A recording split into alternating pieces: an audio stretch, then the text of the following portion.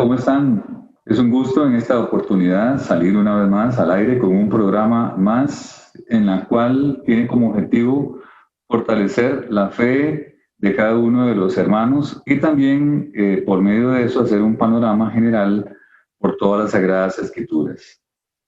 Para esta oportunidad el programa se llama Al Encuentro con la Palabra de Dios. Y como lo dijimos al inicio, el programa tiene como objetivo hacer un panorama general por todas las Sagradas Escrituras. Posiblemente nos estacionaremos en algún momento en algunos programas, en algunas cosas específicas, pero en esta oportunidad vamos a hacer una pequeña reseña de la importancia de lo que es en sí las Sagradas Escrituras.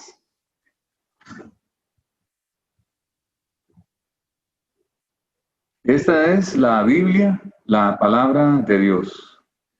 Las Sagradas Escrituras, en ellas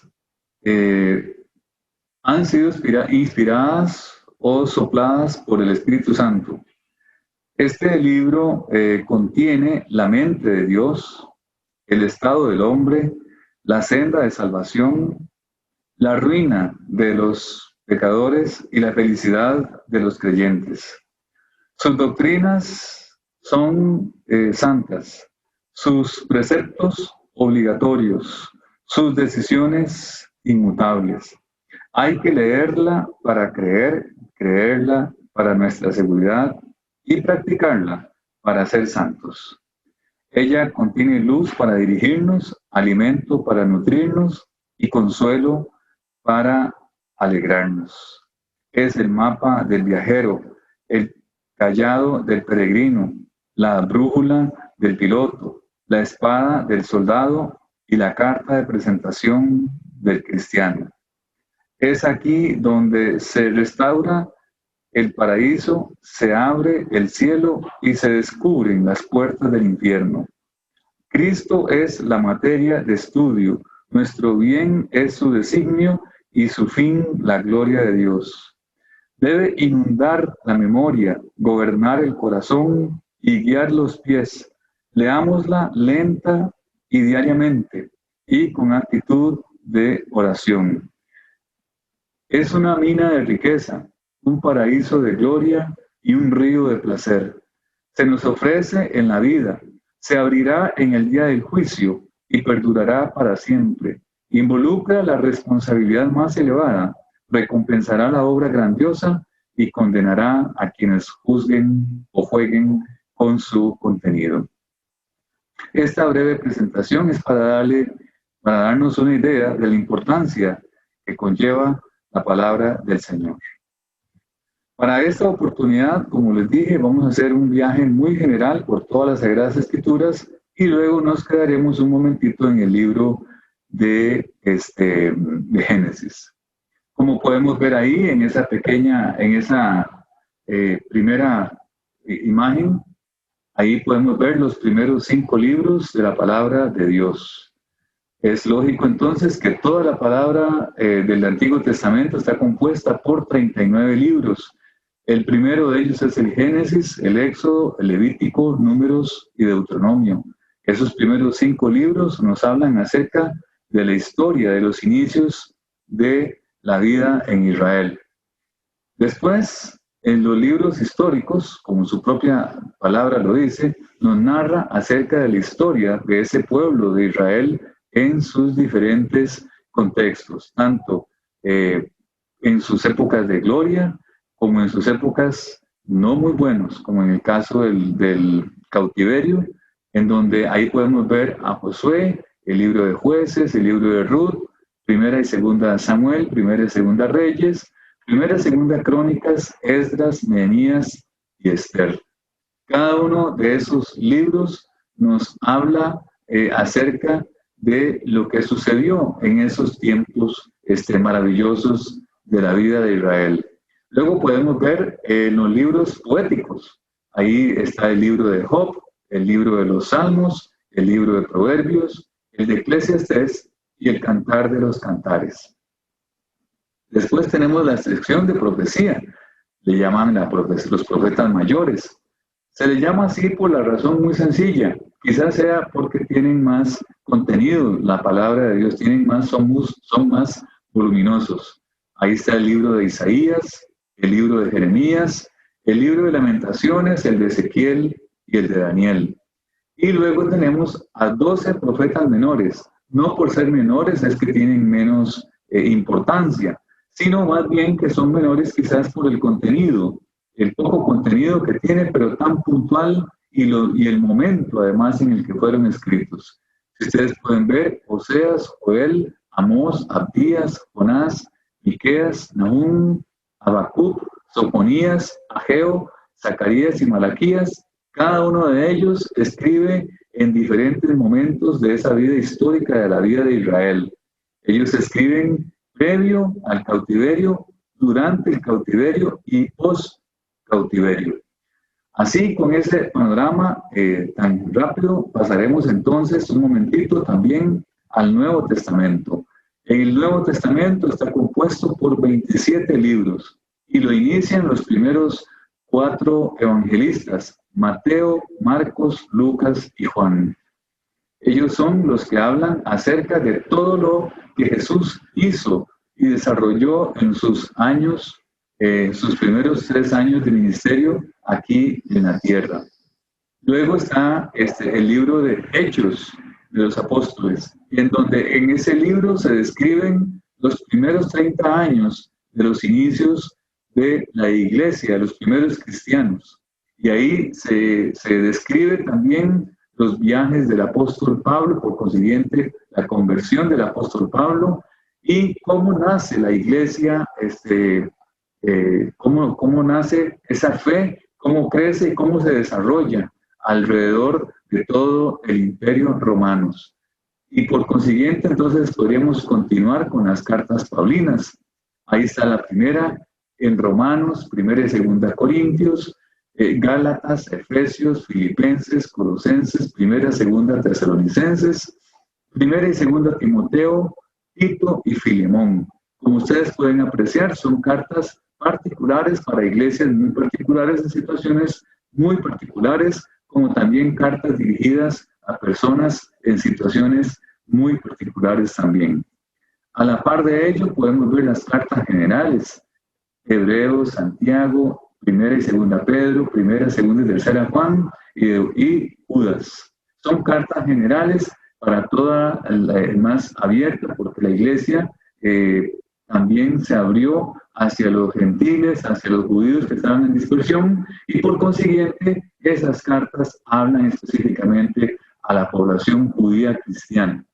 Y por último, uno de los libros más maravillosos y más lindos que en su momento vamos a estar estudiando es el libro de Apocalipsis.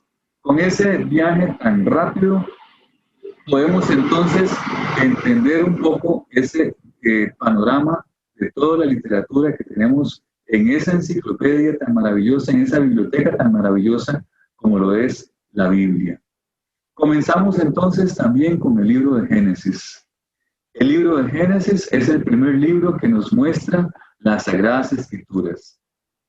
Es el libro de los comienzos, no va simplemente a un tiempo de antaño, va hasta el principio. En sí, comienza en el comienzo de todos los comienzos. Me encanta esa frase porque ¿cuándo comienza? Bueno, cuando comenzó el Señor en su amor y en su misericordia a poner en orden todas las cosas. Comienza con la creación, nos presenta el universo, nos presenta la tierra, las personas, nos presenta el pecado y el plan de Dios para el mundo.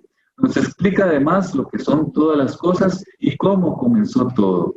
Además, Génesis nos presenta a Dios y en este libro aprendemos quién es Dios y qué quiere Dios de nosotros. Génesis es un libro sumamente asombroso, maravilloso. Ahí podemos ver en esa otra diapositiva los días de la creación y los hechos específicamente en esos días de creación. También podemos apreciar que el libro de Génesis nos habla de 4 temas de suma relevancia. ¿Cuáles son? Bueno, el tema de la creación, el tema del pecado, la imagen de Dios y el plan mundial de redención de parte de Dios para la humanidad de todo el mundo.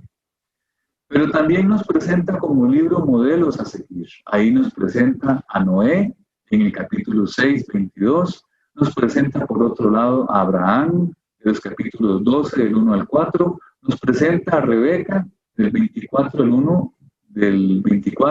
verso 1 al 67. A Jacob, del 32, del 22 al 30. Y a José, del capítulo 50, desde los versos 15 hasta el 21. Y también como libro interesante nos presenta desafíos puntuales que nos plantea este libro, hermanos. El primer desafío es cómo debe ser nuestra conducta como administradores de la creación que Dios nos pone a disposición. También nos habla sobre los desafíos puntuales, el trato hacia las personas, cómo trata Dios a las personas con la dignidad que corresponde. También buscar siempre en todo la guía de parte de Dios. Como punto 4, es importante, hermanos, examinar los conflictos familiares mencionados en Génesis. Ahí hay conflictos familiares muy interesantes entre la familia de Noé, en la familia de Abraham, en la familia de Jacob, en la familia de José, en la familia de Rebeca. En fin, hay diferentes dinámicas que se mueven ahí en las familias que en alguna manera nos sirven a nosotros, unos tanto de inspiración como otros también para ver cómo podemos tomar ideas y ejemplos para no hacer lo que ellos como familia hicieron. Y además, dentro de esos desafíos, nos habla un poco del no fomentar la confusión familiar para favorecer más a uno que al otro.